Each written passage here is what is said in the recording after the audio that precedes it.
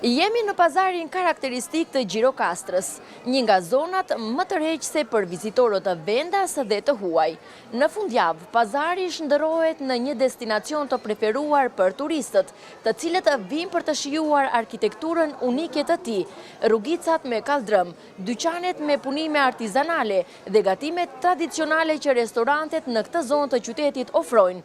Të gjitha këto krijojnë një përjetim të veçantë që çdo vizitor e merr me vete si kujtim nga Gjirokastra. Nuk është thjesht një shëtitje, është një përjetim. E shijojmë shumë dhe e njohëm vendasin miqësor. Gatimet tradicionale gjithashtu janë të mrekullueshme. Provuam byrekun dhe qifqit. Pazari i Gjirokastrës është si një udhëtim në kohë.